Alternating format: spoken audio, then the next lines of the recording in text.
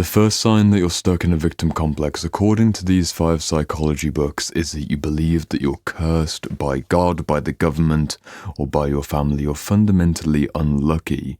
Somebody who's caught in the victim psychology, which we're going to go into in great detail in this video, fundamentally believes that they have been dealt a bad hand, and a worse hand at that. They just believe that they're cursed. They've got bad fate, they've got bad luck. And that could just be in a I was born into the wrong family kind of way, or in a more extreme sense, they might hate the government. They might be railing against a certain type of political figure or political party because they're downtrodden, they're in victim consciousness, and at the most extreme end, it's not just mother and father or big daddy state or big mommy state. It's God itself. Themself, himself, herself, whichever form of God you're going with, maybe even your very soul is punishing you. Something is bad about you fundamentally, and you have to look for a reason why so much badness has come your way, and the first sign of victim consciousness is that you are cursed by God, family, government, whatever it might be. And I'm not trying to get at anyone in particular. Throughout this whole video, we're going to go through 7 signs of victim complexes, victim consciousness, and the state of victim mentality, not just to shame people who are in this state or to try and say, haha, we're better than those people, because we all end up there from time to time. Fundamentally, we're looking at developmental trauma. We're going to go into the psychological mechanics and underpinnings of why somebody would shift towards victim consciousness or superiority consciousness. I just released a video on the superiority complex which ties in with this video. It's 7 more points related to everything that pretty much mirrors this victim complex that we're going to look at in this video, so do watch that over on the channel. It's going to complement this in a really wonderful way. But the second sign of victim consciousness is something that you really need to focus on if you're interested in the deeper reason for your suffering. And that's that you were an abandoned or neglected child. If you look into things like codependency, especially this wonderful book by Charles Whitfield, Codependents, fantastic read on a very dark and unfortunate situation where you were abandoned or otherwise emotionally neglected by one parent or both parents. You just didn't feel safe. You didn't feel loved. You didn't feel like there was enough to go around, and fundamentally speaking, you had a choice between becoming the savior or becoming the victim, or maybe no choice at all because it all happened too soon. You have to read this book to understand the mechanics of what's going on. You can also read a book like Inner Conflicts from 1945 by Karen Horney to know more about the splitting. And while I'm showing you the books, you may as well read something like Complex Archetype Symbol. That's the high-level read on what exactly a complex is from a Jungian psychology perspective, Jolande Jacobi. And if you want an introduction, go with Murray Stein's Jung's Map of the Soul. This has a wonderful section on complexes, and I'll give you just one sample of how incredibly accurate there you go, structure of complexes, right there. Accurate sentences, accurate structure, accurate syntax. Quote from the book. Further structure on the complexes, Jung describes it as being made up of associated images and frozen memories of traumatic moments that are buried in the unconscious and not readily available for retrieval by the ego. The victim complex is something which is a series of feeling-laden images and associations. There's more technical terminology you could use, but fundamentally, it's all the memories and associations that you have with those memories that get stored in the unconscious mind, body, and soul. Continuing on the repressed emotions front, what knits the various associated elements of the complex together and holds them in place is emotion. This is the glue, Murray Stein says. This is the frozen memory. You'll have to read this book in your own time. This will give you the foundational understanding of victim complex and also savior complexes and mother complexes, father complexes, every kind of complex that you could possibly complexify, and then you go into the higher level stuff later on. But the second sign of the victim complex, to come back to this video, no more asides with further studies, to come back to this video just to give you everything that you came for, is that you have that abandonment wound. Doesn't necessarily mean that you were left on your own, doesn't mean that you were physically abandoned. You could be emotionally abandoned by one or both parents, and there's an internalization that happens as a result of that, an internalization of pain, of shame, and of badness. And this is the third sign. This is the self-criticism, the self-hatred, the body hatred, the hatred of your soul. Many of the clients that I work with who have a victim complex or victim consciousness, they need to read a book like Embracing Your Inner Critic by Hal and Sidra Stone, because these kinds of people, they have very demanding, very negatively oriented self-talk. It's always a shame for me when I look at my clients or I look in the comment section and I see just how negatively people experience their own inner reality. For me personally, I remember what it was like when I was stuck in that kind of self-critical, self-hating consciousness. And I've done work over the years of increasing my self-compassion and self-respect in a sustainable, boundaried, but still compassionate way to change the conditions of my inner reality. It is possible. But somebody who was born into a victimized situation, through situations with God, government, or family, or maybe a particular tragedy or two along the way, they develop a narrative, they develop an inner narrative of badness, and it's almost as if any success that they have in the world will be met eventually with a harsh, cutting criticism. And this could look like negative self-talk in terms of classic putting yourself down, but one area that I really want to focus on, one of many areas for this video, is the body hatred. People who are caught in victim consciousness usually have body dysmorphia or some kind of dissociative, self-punishing body image issue. They might hate what they see in the mirror. They might look down or feel their flesh and not feel like it's them. They just can't believe that this is who they are. They're dissociative and it's got a negative tint. They're not just absent, they're somewhat absent but mostly negatively oriented. If you've got body hatred, if you've got self-hatred, if you've got criticism that seeps in through every layer of your consciousness, no matter what you're doing, no matter if you did a good job or a bad job, it's confirmation of badness. If you're doing bad, it's an expectation of badness to come if you're doing well. Just check that you're probably in a bit of a victim complex, and this is where you can move yourself along the spectrum. In the previous video that I just released, the Saviour complex, which combines with this video, we see Saviour complex as one end of the spectrum and victim complex as the other. The developmental trauma happens in the middle. Between 0 and 18, certain things happen with your mother, with your father, with your siblings, and with your environment that force you into lose-lose situations. You either have the willpower or the agency or the hopefulness or something inside of you that forces you into the hero-like position. That's what we call the Saviour complex. All those resources just aren't there. The situation's too demanding, the parental figures are too tyrannizing, and you get forced into a victimized state. You can't get out of a situation that you were born into if you don't have any ability to leave the home that you're a part of. So the victim complex gets stuck. And if you have a negatively oriented father who's always telling you what you've done wrong, you have a negatively oriented mother who's always criticizing herself and you're seeing the example, that's where the story came from. It's not your story. It's not your true inner narrative. You can work on it, you can work through it, and ultimately you can drop it. But you have to be careful that you're not just replacing it or amplifying other aspects of victim consciousness. For example, the fourth aspect of victim consciousness. You hate winners, or you hate people who are getting ahead. This could be outright hatred, but usually it's an unconscious hatred, or at the very least, a deep mistrust of those who are doing well in life. Common examples of this, it may not be you, but again, I'm making it first person just so I can make the video single-minded rather than they. They do this, they do that. I like saying you because it also reflects back to me. When I go into victim consciousness, I also end up hating winners. I don't do it these days, but I remember back in my teenage years, I had the suspicion that anybody who's wealthy, anybody who gets power, anybody who gets influence must have cheated, lied, and manipulated their way to the top. I didn't understand that you might build an audience or a community or a successful business around good intentions and good actions, which hopefully, and again by God's grace, is what people get to do if they're healthy individuals. You get to build a business, you get to gain influence, and if you keep yourself in check, you deserve the wealth and the status and the adoration and all the benefits and all of the responsibilities that come with those choices. Somebody who's in victim consciousness, they can't see the possibility of that being true. There's too many factors to consider. There's too much possibility of manipulation, and if you're really looking at deep childhood trauma, there's too much paranoia and confusion and too much anxiety around the possibility of that just not being a truthful situation. Maybe one of your parents said, "I love you," but their behaviors were very different. Maybe one of your family members went away and never came back. There's too much abandonment, there's too much neglect, and you can't fully buy into the fact that other people have got it figured out in a genuine way because you just don't have the capacity to see that just yet.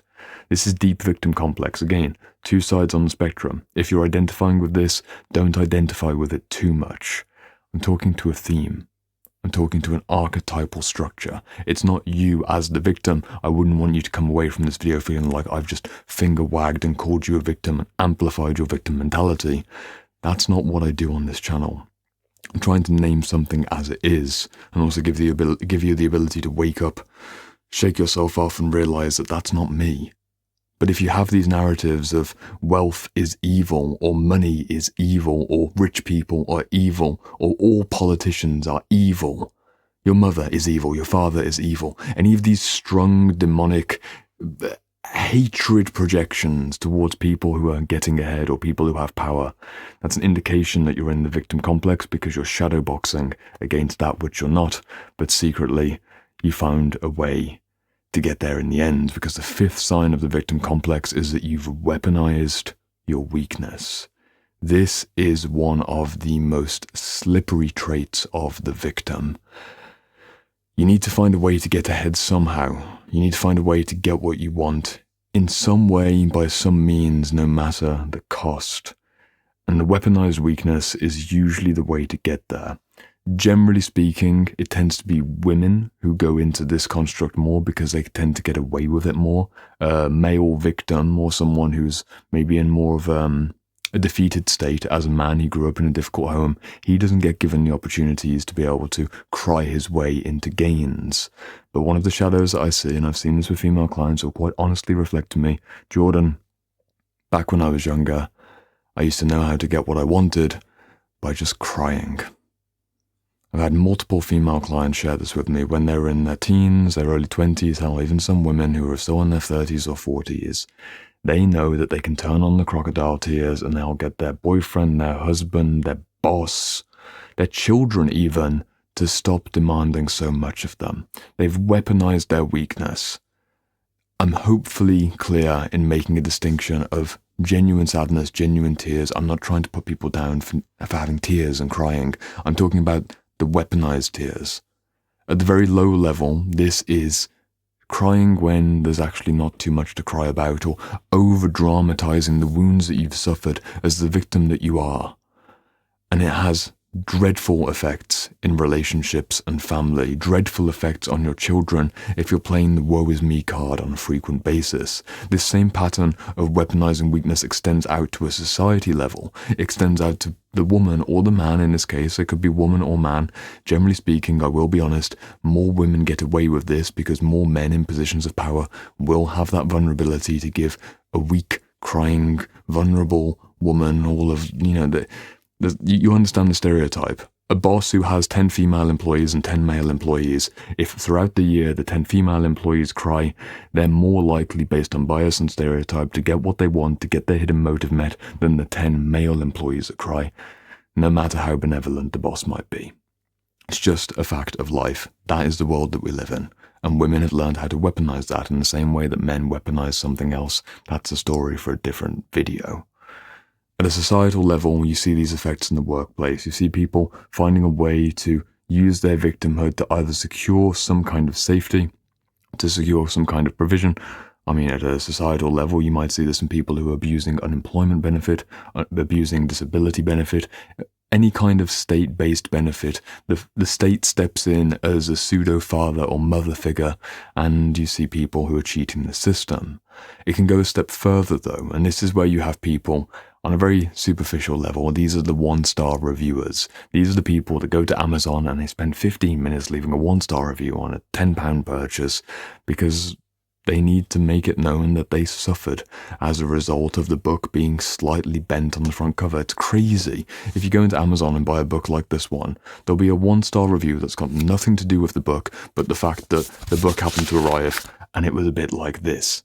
As if anyone cares. It's a book. But they take it so personally. They take it so personally that something they bought could possibly be imperfect because they have that secret narrative inside, going back to the previous point, of self-criticism, self-hatred, this hidden standard of I need to be perfect, and if I'm not perfect, then I'm truly the worst thing on earth. That all of the objects that they encounter also need to meet the standard of perfection. The services they encounter need to meet the pseudo-standard of the ideal, flawless situation, because it counterbalances the flaws that they feel on the inside. The service must be flawless because they are flawed. The product must be flawless because they carry all of that pain and all of that wounding. Someone who's happy and healthy, they get a book that's a bit bent, they get something that's not quite right. The other day, I bought an incense diffuser. This was probably earlier in the year. I bought an oil diffuser. I used it for a day. It just didn't work after that. Something was off with the electronics. It was a cheap one from Amazon. It was like £25, £30. I was like, oh, that's a shame. I'll just get another one. When it's not an expensive purchase, that's a normal response that someone has to something which is truly inconsequential. What happens when it's a higher stage of weaponizing your weakness? This is where we get into very, very, very dangerous territory of people, again, men or women, it can be both at this stage, who go down they go down lawsuits or legal action as a way of externalizing their internal war into an external war. Pay attention on this one because you can see what's happening in society. You can see what's happening when someone is in a position where they received a service or a product or something happened that they realize, I can get a lot of money from this. America's particularly bad for this. The whole lawsuit culture of either trying to fake an injury, fake an accident, or otherwise exaggerating something to get however many thousands of dollars, and they spend months and months in this victim consciousness. Why? Well, it's easy to understand why if you understand the inner war inside of the victim complex being truly overwhelming at this stage for them on the inside. They need some way to externalize it, and the whole world looks like people trying to take advantage of them.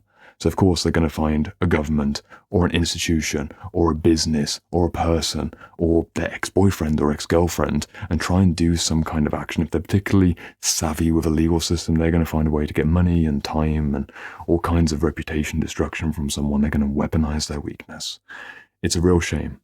If you're curious about what's happening across American society in particular, or I suppose any country where lawsuits are common practice, know that it goes back to victim consciousness, because the healthy person, unless there's been great, significant harm that's been done, doesn't spend months and years in that kind of petty, let's resolve something which really can just be forgotten and moved on from. At the lowest level, 1-star reviews. At the highest level, people want to bankrupt their ex-girlfriend or ex-boyfriend for not calling them back. It seems insane, it's a caricature, but there's anecdotes that you see out there of people who just lose the plot. Let's bring it back in on this video, the 6th sign that the victim complex has taken control. Completely different topic. You quit before you start. This is one of the saddest aspects of the victim consciousness, in my opinion, and the reason it's so sad is that it's very invisible. Think of all the private dreams, all of the hopes and expectations that never saw the light of day because the victim felt that they were not good enough to even begin the process of trying to get better. All of the business ideas, the creative endeavors, the new relationships, the girl that you could talk to, the guy that you should text back. It just never happened. There's a quiet life of desperation. At least that's what you see. On the inside, it's a hurricane, it's a volcanic eruption, it's lots and lots and lots of activity. But on the outside, it's a quiet, sad, apathetic disconnect. They just didn't get going. They quit before they start. The victim is somebody who doesn't have the activation energy. They don't have that forwards drive to follow through. They'll stop when they hit a hurdle, and it's deeply sad for me to watch, because I've had friends, I've had clients at times, and I see people in the comment section, even in these videos, who start forming an idea. I even see it when they write out a long comment. They'll write out, this is my dream, and this is how I do my dream. But, however, and yet, something comes in. The obstacle gets framed, and then they conclude, I'm not going to even bother doing this. So sad for me to see that. We all get there at times. We all dream too big and then have a moment where we need to bring it back down to reality, but the victim consciousness is fundamentally an inhibitory consciousness. The obstacle, the roadblock, seems like an insurmountable mountain. And it's just not. They've got a magnified scale to the smallest issues. And this again goes back into weaponizing weakness, or having this hidden narrative that they're powerless, that they hate on winners, they hate on people that are getting ahead. Of course, if you're hating on the wealthy or the rich, or people who've got a life that's easier than you, than better than you, oh, must be nice that you can have this kind of work life, or must be nice that you have the time to go on this vacation, whatever it is. If you're shadowboxing against that, as the victim, you can't become that, because otherwise you lose your adversary. For the whole system to exist, you need to maintain this artificial duality between the winner and the saviour, or someone who's out there and you who's in here, and never shall the two intermix. You lose your ability to shift into a more productive, more healthy state of consciousness. Don't go too far, don't go all the way into the saviour complex again. Go and watch my video on that and you'll see the issues there. But bring yourself a little bit closer to the centre. That's the aim here. But many women, many men, many very old people also, this is regret territory, to be honest. I don't know if I should go into this. Should I? I'll make a small point on this. I speculate, based on having read a dozen or so retirement psychology books, that one of the saddest things that can happen in a man or woman's life when they reach the end of their life is to have not started the things that they should have started, and for time to have simply slipped away. The deep victim consciousness, the deep cost of not giving it a go, because they don't see the possibility that it would even work out for them, because they've got enough history behind them, their family story, those early years in those 20s or 30s. They just give up beyond a certain point. It's actually a similar situation for the saviour. The saviour gets a certain level of defeatedness when they realise they can't change the world. They can't be the hero in every room that they enter into. There's a sadness, there's a regret, and it catches up at the end of life, and it can also haunt someone, even when they're very young. Let's wrap this video up on, unfortunately, not a very cheery point, but maybe somewhat of a cheery point if you really are focusing on the saviours, that maybe one day will save you. The seventh sign of victim consciousness, of the victim complex, is that you're secretly waiting to be saved.